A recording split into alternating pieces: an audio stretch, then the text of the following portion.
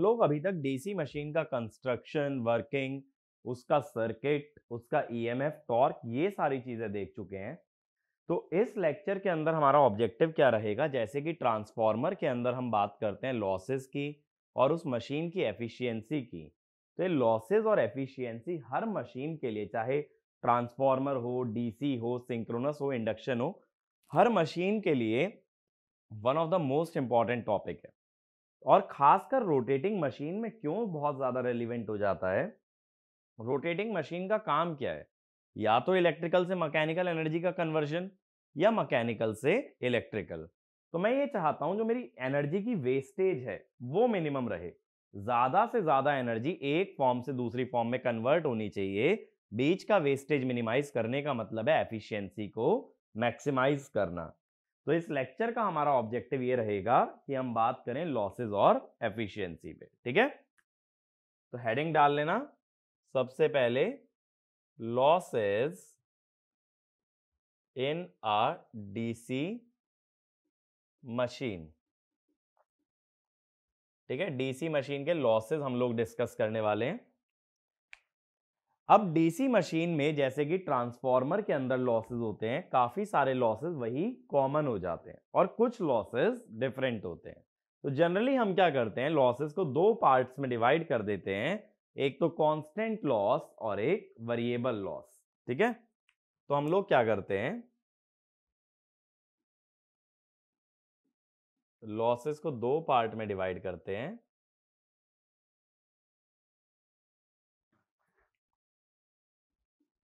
एक तो constant loss, जिसको कि यहां हम बोल देते हैं रोटेशनल लॉस, ठीक है। कांस्टेंट लॉस और रोटेशनल लॉस। और दूसरे लॉसेस हमारे बन जाते हैं वेरिएबल लॉस और कॉपर लॉस, ठीक है। अब रोटेशनल लॉसेस क्या होते हैं, जो कि अगर मशीन रोटेट करेगी तो ये लॉसेस आना कंपलसरी है, ठीक है। इसको अवॉइड नहीं कर सकते, तो उन्हें बोल देते हैं rotational loss, that is due to rotation. और कॉपर लॉस कौन से होंगे, जो कि करंट पे डिपेंडेंट हो जाएंगे। अगर करंट की वजह से लॉस आया, it will be called as a copper loss. तो कांस्टेंट लॉस में हम लोग कौन से लॉसेस डालते हैं, देखो रोटेशनल लॉस के अंदर दो तरह के लॉसेस को इंक्लूड किया जाता है। एक होते हैं मैकेनिकल लॉस, यहां मोशन है ना, मोशन की वजह से मैकेनिकल डोमेन के भी लॉस आएंगे। और एनर्जी कन्वर्जन वाला टॉपिक याद करो, मैंने बताया था लॉसेस तीन डोमेन में होते हैं, इलेक्ट्रिकल, मैग्नेटिक और मैकेनिकल। और दूसरे होते हैं कोर लॉस। कोर लॉस यानी कौन से हो गए, जो मैग्नेटिक सिस्टम के अंदर आ रहे हैं। अगेन कोर लॉस को कैसे डिवाइड करते हो, कोर लॉस को दो पार्ट्स में डिवाइड कर देते हो, एक तो हिस्टेरेसिस और दूसरा एडी करंट। अब क्या डिफरेंस आता है ट्रांसफार्मर से, हिस्टेरेसिस लॉस प्रोपोर्शनल होता है Bm to the power x, और वहां पे F होता था, यहां F की जगह स्पीड चलती है n। और एडी करंट लॉस प्रोपोर्शनल होता है Bm स्क्वायर, वहां F स्क्वायर होता था, तो यहां n स्क्वायर। क्या होता है ना, देखो जब डीसी मशीन के अंदर जो ईएमएफ बनता है वो तो हमेशा एसी होता है, इतना हमें पता है। उस एसी ईएमएफ की जो फ्रीक्वेंसी है वो डीसी मशीन की स्पीड पे डिपेंड करती है। इसीलिए मैंने क्या किया, जो फ्रीक्वेंसी है उस टर्म को किससे रिप्लेस कर दिया, स्पीड से। क्योंकि डीसी मशीन में अगर मैं फ्रीक्वेंसी की बात करूंगा तो it will not make any sense. Mechanical loss को भी ऐसे दो ही कैटेगरीज में डिवाइड करते हैं। मैंने मैकेनिकल में ही बताया था ना, दो तरह के लॉस होते हैं, एक तो फ्रिक्शन और एक विंडेज। अब फ्रिक्शन किस वजह से आता है, जब कोई मशीन रोटेट कर रही है तो उसमें फ्रिक्शन जनरेट होना कंपलसरी है।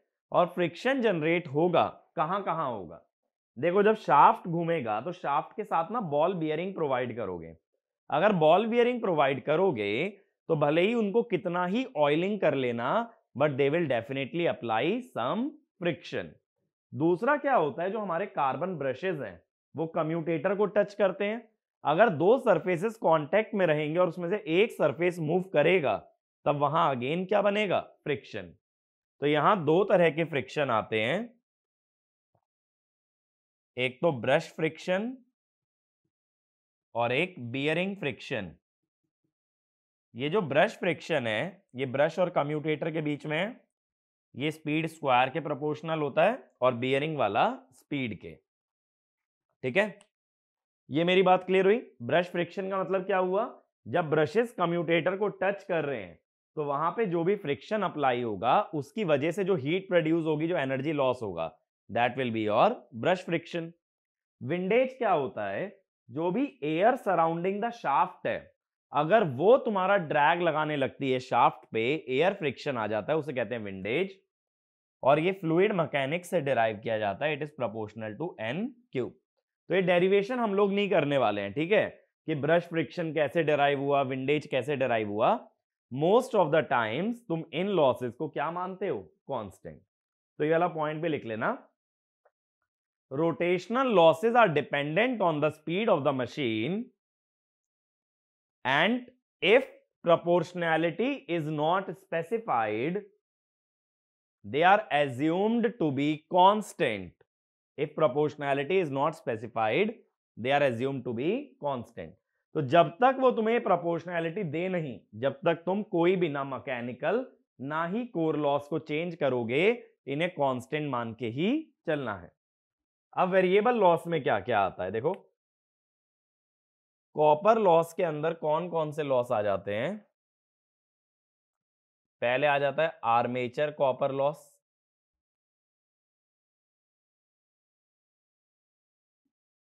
ठीक है। फिर आ जाता है शंट फील्ड कॉपर लॉस। फिर दूसरा सीरीज फील्ड कॉपर लॉस। फिर ब्रश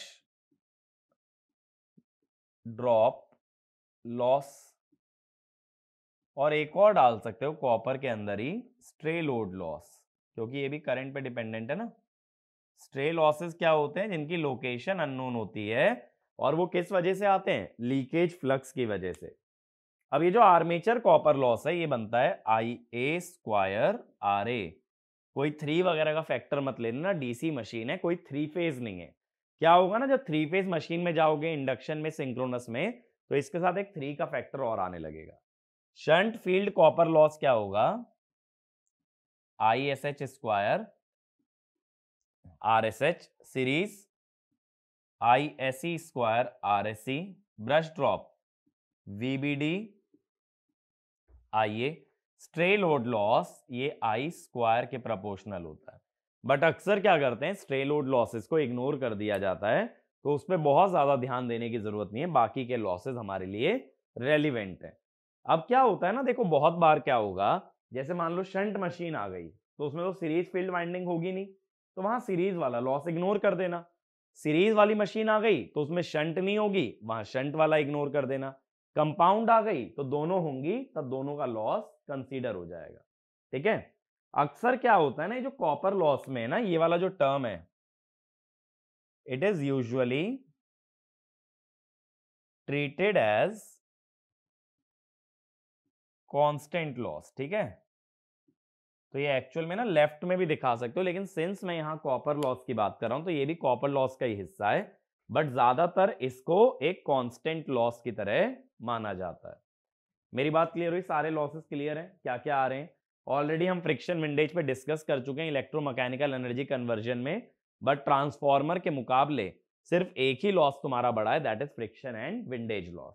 और जितनी भी रोटेटिंग मशीन रहेंगी वहां ये मैकेनिकल लॉस आना कंपलसरी है। अब इसका देख पॉइंट लिखो, in DC machine stray load losses are 1% of rated capacity which is higher than transformer due to presence of commutator, due to presence of commutator।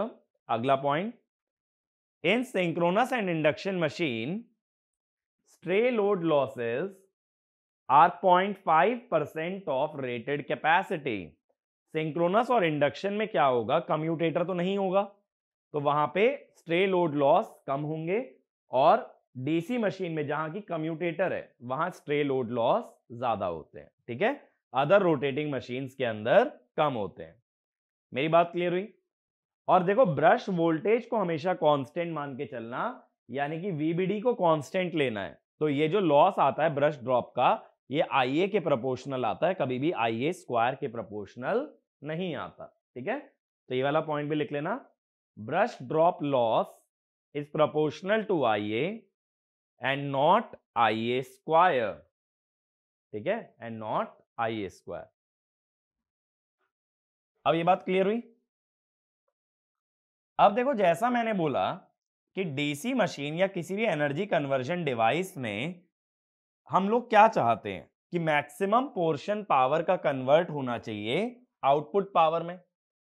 लेकिन क्या होता है, अगर मान लो कि मैं ऐसा चाहता हूं कि मुझे जो आउटपुट मिल रहा है वो मैक्सिमम मिल जाए, अगर मैं ये चाहता हूं that I should obtain maximum power output from a DC machine, मान लो इलेक्ट्रिकल लोड चला रहे हो, जनरेटर है, तो मैं चाह रहा हूं output maximum, electrical power maximum हो। मोटर चला रहा हूं तो मैं ये मान रहा हूं मैकेनिकल पावर मैक्सिमम हो, कि जो भी लोड मैं चला रहा हूं उसको मैक्सिमम पावर दे पाऊं, ऐसा मेरा डिजायर है। तो इसके बाद अगली कंडीशन ये लिखना, maximum power output from a DC machine, maximum power output from a DC machine. अब इसमें हम क्या करते हैं, सेपरेटली एक्साइटेड मशीन लेके चल रहे हैं। तो मैं दोनों केसेस तुमको समझाऊंगा, एक जनरेटर और एक मोटर। सपोज पहले हम केस ले लेते हैं जनरेटर का। अब जनरेटर में क्या होगा, सेपरेटली एक्साइटेड में फील्ड वाइंडिंग होगी, उसमें कोई करंट जा रहा होगा आईएफ, या आर्मेचर वाइंडिंग होगी, इसके साथ में आरए भी दिखा दो, कोई दिक्कत नहीं है। अब ये हो गया अपना ईएमएफ ईए, ये हो गया आरए, ये हो गया वीटी, और ये हो गया आईए।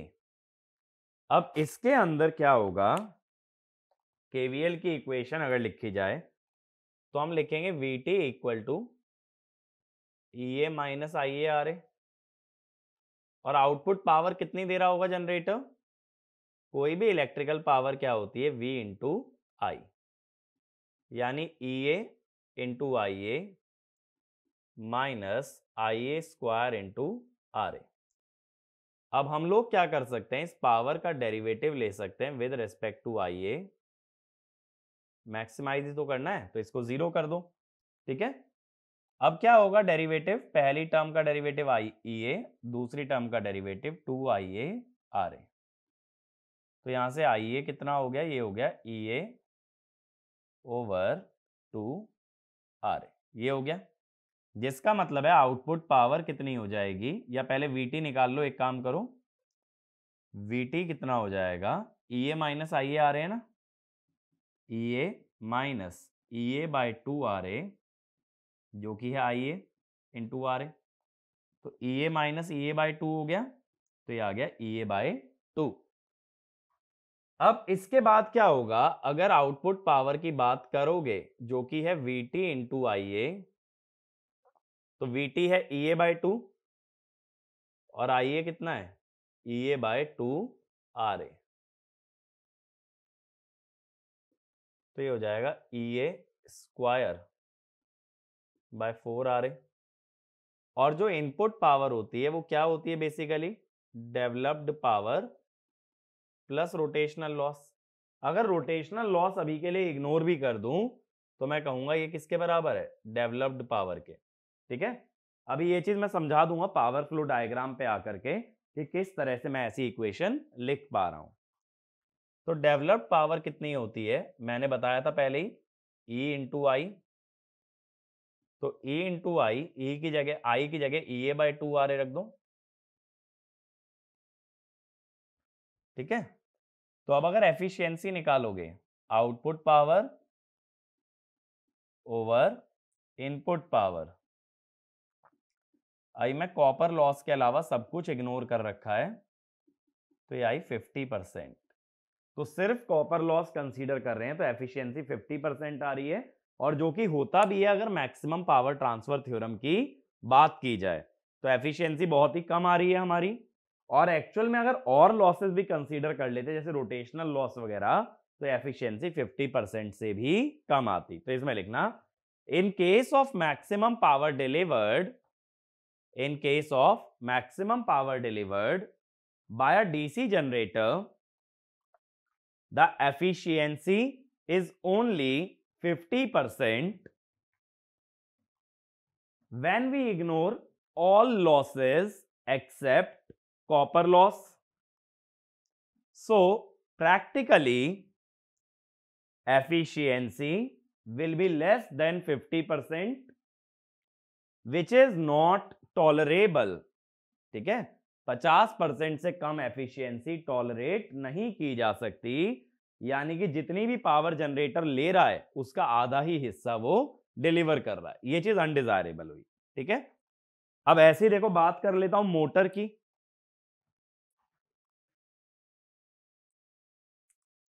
मोटर के अंदर अगर बात करें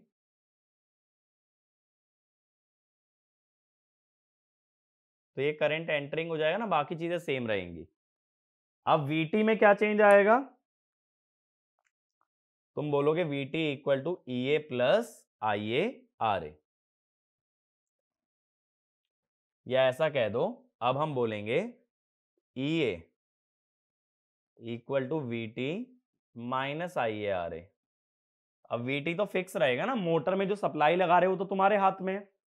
आउटपुट पावर अब क्या कहोगे, मैं कह दूंगा आउटपुट पावर है डेवलप्ड पावर जो मैकेनिकल में जा रही है, जो कि है ई ए इंटू आई ए।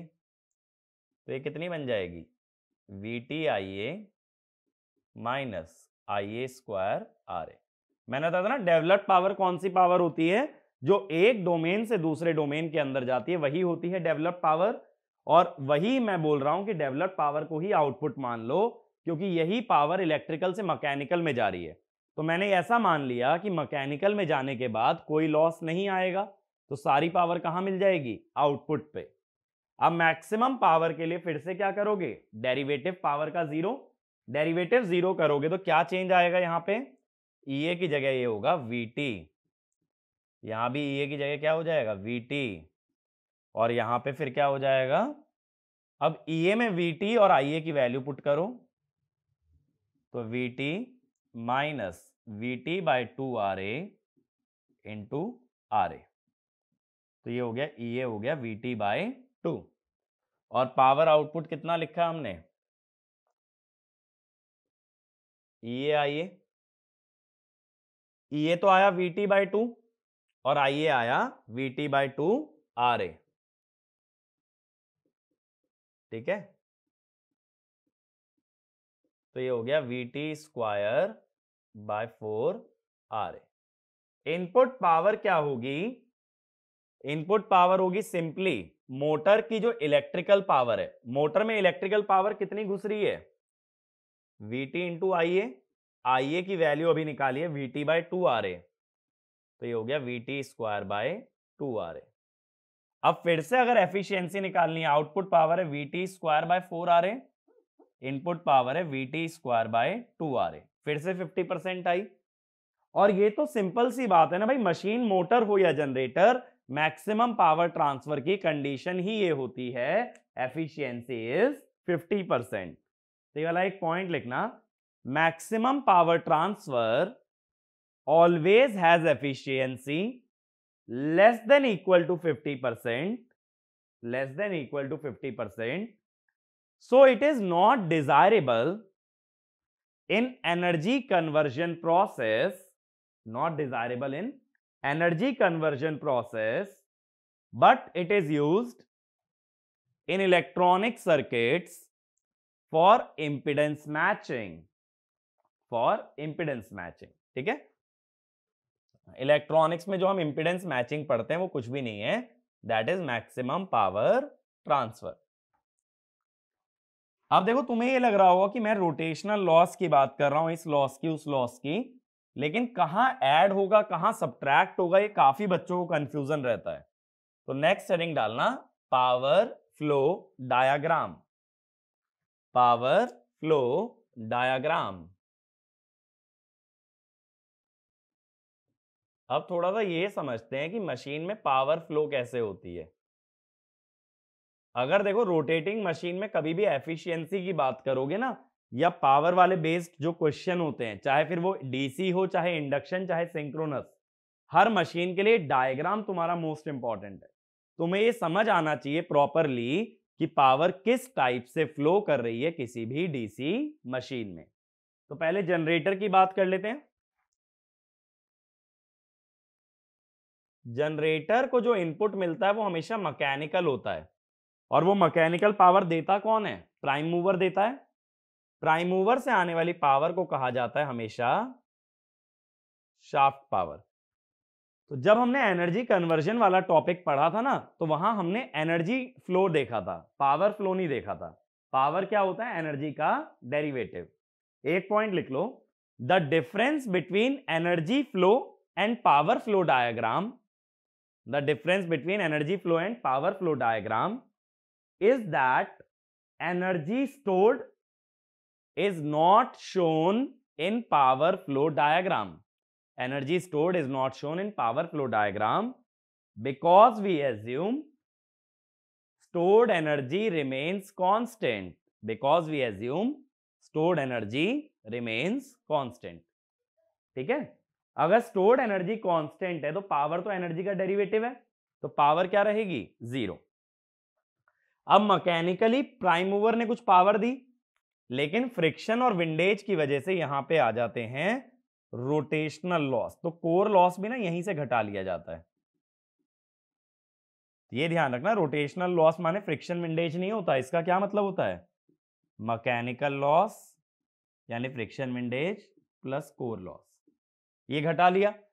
अब मैकेनिकली जो पावर इनपुट हुई उसमें से मैकेनिकल वाले लॉसेस सब्ट्रैक्ट हो गए।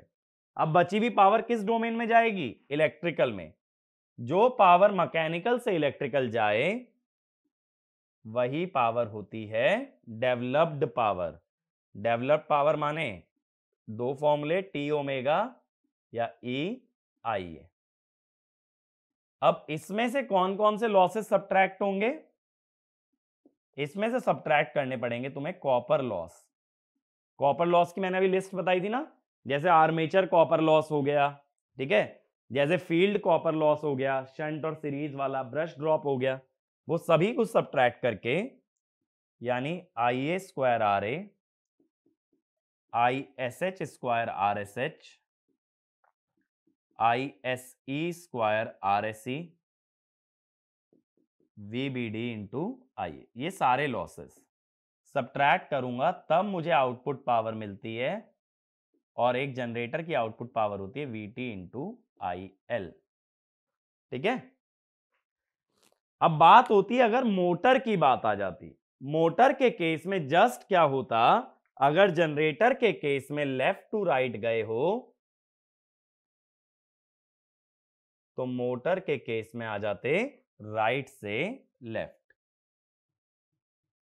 इसीलिए तुम्हें ना एडिशन सब्ट्रैक्शन पता होना चाहिए, यानी सारे एरोज अगर पलट दोगे तो ये डायग्राम किसका बन जाएगा? मोटर का। अब देखो जनरेटर में मान लो मैं तुमसे पूछूं भाई शाफ्ट पावर बताओ, तो तुम क्या कहोगे? डेवलप्ड पावर में रोटेशनल लॉस ऐड कर दें तो शाफ्ट पावर है। ठीक है, शाफ्ट में से रोटेशनल घटा के ही तो डेवलप्ड आया। जनरेटर में हमने क्या बोला? Shaft power minus rotational equal to developed, यानी कि शाफ्ट पावर को कैसे लिख सकते हो? Developed plus rotational. लेकिन अगर मोटर होती तो एरो सारे उल्टे हो जाते, एरो उल्टे हो जाते तो हम बोलते shaft equal to developed minus rotational. तो इस तरह से हम लोग बात करते हैं रोटेशनल लॉसेस की। बस डायग्राम अच्छे से याद रखना, खुद समझ आ जाएगा कब कौन सा लॉस सब्ट्रैक्ट करना है।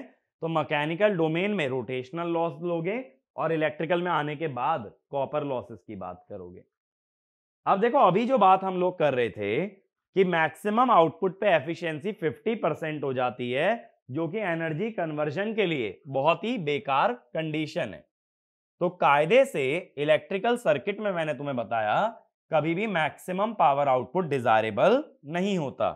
एक्चुअल में डिजायरेबल क्या कंडीशन होती है कि जितनी भी एनर्जी तुम जनरेट कर रहे हो उसका मैक्सिमम पोर्शन लोड तक पहुंचे, यानी कि ratio of output to input should be maximum, और we can say efficiency should be maximum. तो इसमें लिखना in energy conversion it is always desirable that maximum portion of input power should reach the output, that is we must obtain maximum efficiency। ठीक है, तो इसके बाद लिख लेना condition for maximum efficiency, condition for maximum efficiency. अब देखो generalise करने के लिए मैं क्या करता हूं, मैं ले लेता हूं एक लॉन्ग शंट जनरेटर। ऐसा मैं क्यों कर रहा हूं, क्योंकि लॉन्ग शंट माने कंपाउंड की बात कर रहा हूं, और कंपाउंड मशीन में सीरीज और शंट दोनों वाइंडिंग होंगी, तो इससे आने वाले रिजल्ट को मैं सीरीज में भी यूज कर सकता हूं, शंट में भी यूज कर सकता हूं, सभी रिजल्ट डिराइव कर सकता हूं। तो लॉन्ग शंट जनरेटर में क्या होगा, सिंपलेस्ट डायग्राम बना रहे हैं। शंट वाइंडिंग का रेजिस्टेंस RSH, और ये किसके अक्रॉस लगेगी, आर्मेचर और सीरीज वाइंडिंग के। अभी मैं ये समझाऊंगा कि इससे आने वाला रिजल्ट हर मशीन के लिए कैसे चला सकते हो। ये वोल्टेज हो गई VT, IL जनरेटर है तो आर्मेचर से करंट निकल रहा है, बट शंट फील्ड तो हमेशा एब्जॉर्ब करती है। ये बनेगा डायग्राम। एक बार डायग्राम तुमने बना लिया तो जरा KCL इक्वेशन लिख लेते हैं। वैसे इसमें जरूरत नहीं है, एक काम करते हैं, सीधा मैं एफिशिएंसी की बात करता हूं। अगर मैं एफिशिएंसी की बात करूं तो आउटपुट पावर डिवाइडेड बाय क्या लिखूंगा, आउटपुट प्लस लॉसेस, यही होगी ना एफिशिएंसी। तो 100% तो मत लो, एफिशिएंसी रेशियो वाली सॉल्व कर लो ना, मैक्सिमाइज इस टर्म को कर लो, बाद में 100 मल्टीप्लाई कर देना। तो आउटपुट पावर क्या लिखोगे, आउटपुट वोल्टेज इनटू IL। अब नीचे भी लिख low output power VT IL। अब जरा लॉसेस बताना स्टार्ट करो। सबसे पहले RSE में क्या होगा, IA स्क्वायर RSE। RA में क्या होगा, IA स्क्वायर RA। फिर एक ब्रश ड्रॉप का भी लॉस होगा, VBD इंटू IA। RSH में क्या लॉस है, ISH स्क्वायर RSH कह दो, या वोल्टेज स्क्वायर बाय रेजिस्टेंस। और कौन सा लॉस होगा, रोटेशनल लॉस, यही होगा। सारे लॉस आ गए ना। अब इसमें अगर KCL की इक्वेशन लिखो तो IA है IL प्लस ISH, ठीक है।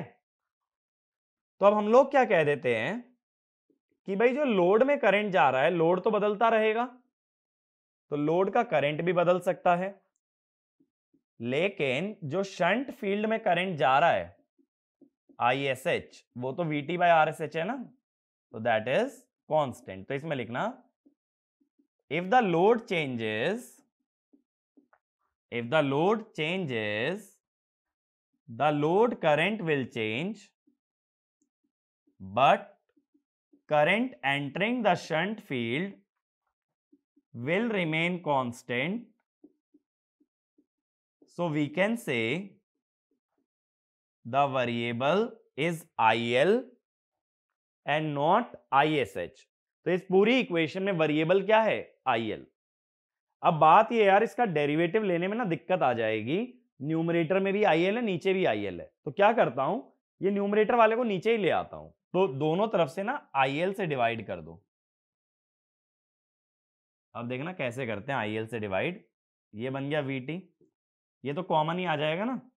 इसका स्क्वायर जरा ओपन कर लो, पहला बनेगा I L square, I L से डिवाइड करोगे तो आई एल, दूसरा I S H square, I L से डिवाइड किया आई एल, तीसरी term 2 I L into I S H, I L से डिवाइड किया तो 2 आई एस एच, और इसमें R A plus R S C, ये मैंने कॉमन ले लिया।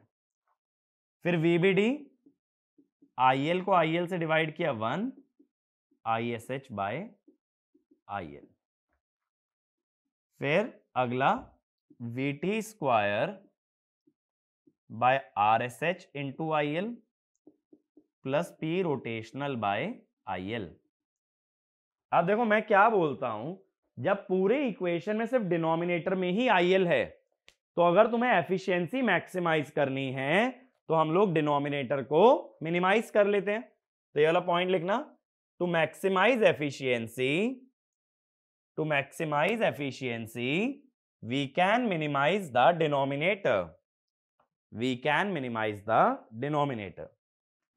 तो इसका मतलब है डिनोमिनेटर मिनिमाइज करने के लिए डिनोमिनेटर का जो डेरिवेटिव है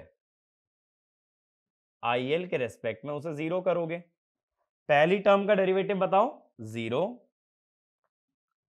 फिर R A plus R S C, bracket में जो टर्म है आई एल का 1, फिर 1 बाय आई एल का minus 1 by I L square, I S H का डेरिवेटिव 0, फिर वीबीडी वाली टर्म 1 का डेरिवेटिव 0, आई एस एच वाली टर्म का minus I S H by I L square, फिर V T square by R S H वाली का V T square by R S H I L square, लेकिन minus में आ जाएगा 1 by I L का minus 1 by I L square, similarly minus P rotational by I L square equal to 0।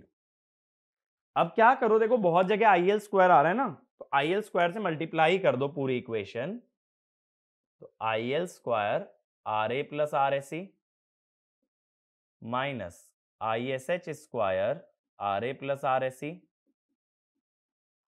Minus VBD into I S H minus V T square by R S H minus P rotational equal to 0। अब यहां से I L square वाली term एक तरफ आ गई, बाकी सभी terms अलग चली गई।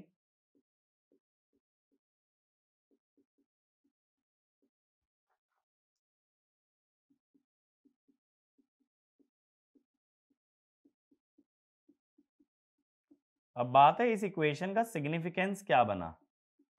ये जो इक्वेशन आ गई हमारे पास, मैक्सिमम एफिशिएंसी की जो कंडीशन डेराइव हो गई, इसका सिग्निफिकेंस क्या बन जाता है। देखो अगर ये जनरेटर नो लोड पे चले, अगर जनरेटर नो लोड पे चले तब क्या होगा मुझे बताना। हम कहते हैं एट नो लोड IL तो 0 हो जाएगा, भाई कोई लोड ही नहीं लगाओगे तो लोड में जाने वाला करंट 0। तो कौन सा करंट सर्कुलेट करेगा जनरेटर के अंदर, भाई ISH तो चाहिए ही चाहिए ना शंट वाइंडिंग को। तुम लोड में कोई करंट मत भेजो भले ही, लेकिन शंट वाइंडिंग जो करंट मांगेगी उसको वो करंट मिलना चाहिए। तो यहां से IA आया और यहां गया ISH। तो ये जो ISH वाला करंट है ना, ये इस तरह से लूप में घूमता रहेगा, लोड में तो कुछ जाना नहीं है। अब कितने लॉसेस होंगे इस केस में, देखो ISH स्क्वायर RA और RSC सीरीज में, VBD में भी ISH जा रहा है, फिर शंट वाइंडिंग में VT स्क्वायर बाय RSH, और रोटेशनल तो हो ही रहा है। तो यही वाली टर्म आ गई ना एग्जैक्ट, यानी राइट हैंड साइड पे कौन से लॉसेस आ रहे हैं, नो लोड, और लेफ्ट हैंड साइड पे वो लॉस आ रहा है जो लोड करंट की वजह से आया है।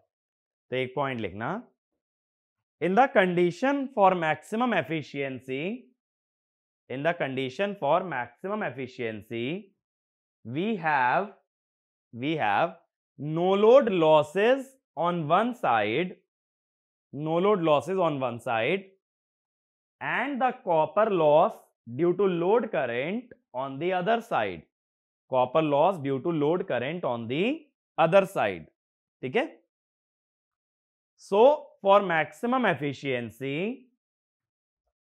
losses due to load current and no load losses are equal. No load losses are equal.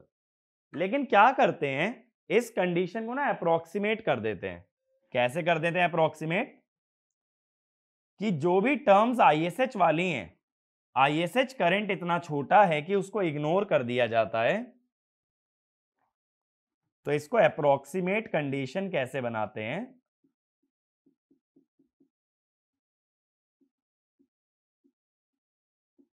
IL की जगह आईए लिख देते हैं कि आईएसएच बहुत छोटा है. आईएसएच छोटा है तो आईएसएच वाली टर्म्स को इग्नोर कर दिया जाता है. तो ये कंडीशन इतनी छोड़ देते हैं. तो न्यूमेरिकल्स में जो अप्लाई करोगे ना, उसमें इतनी कंडीशन लगा देना.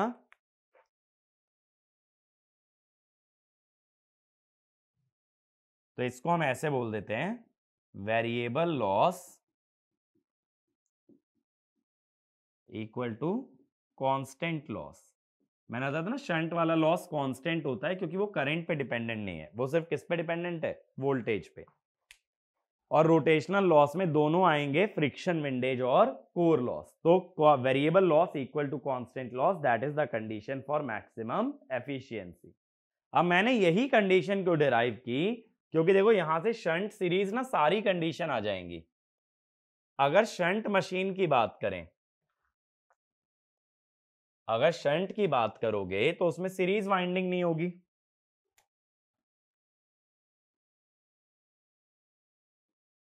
शंट मशीन में आरएससी 0 हो जाएगा, जिससे कि IA स्क्वायर RA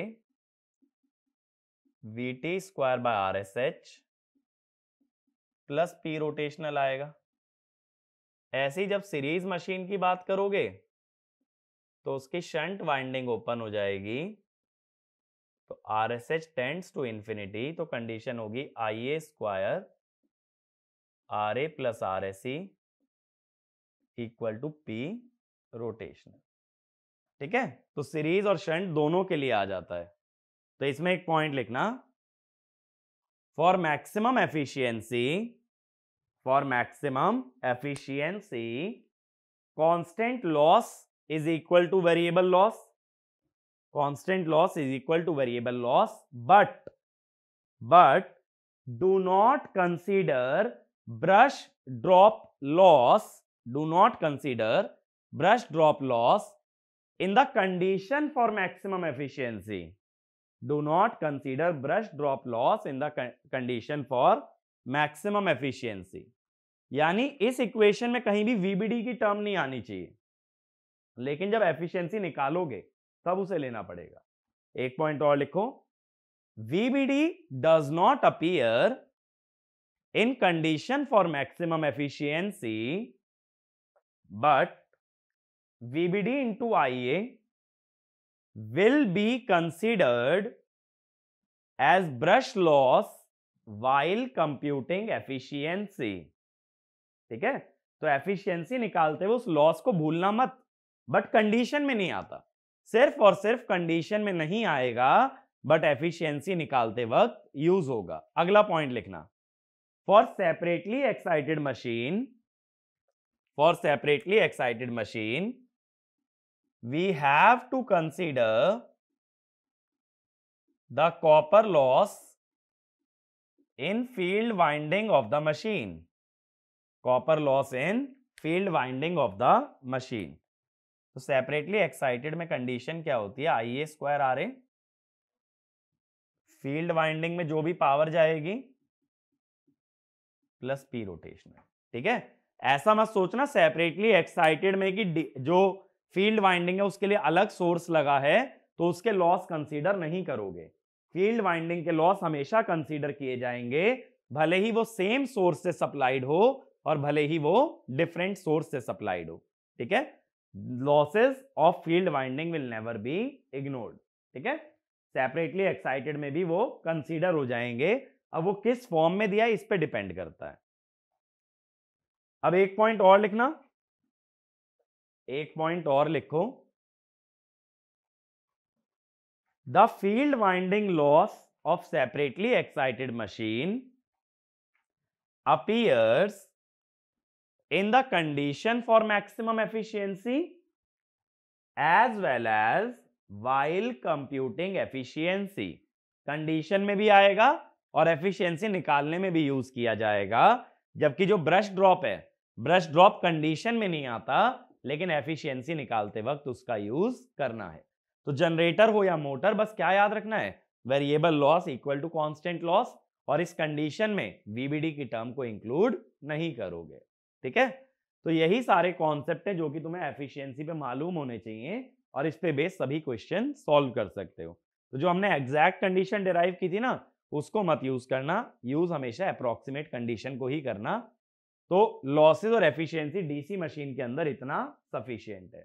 तो बाकी आगे की बातें हम लोग नेक्स्ट वीडियो में करेंगे, बट लॉसेस एफिशिएंसी पे इससे ज्यादा नॉलेज की जरूरत नहीं है। Thank you.